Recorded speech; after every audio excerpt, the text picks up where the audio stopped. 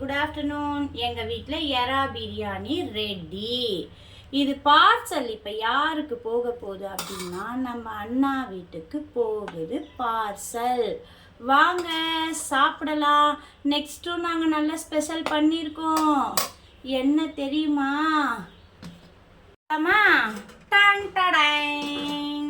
நெத்திலி குழம்பு.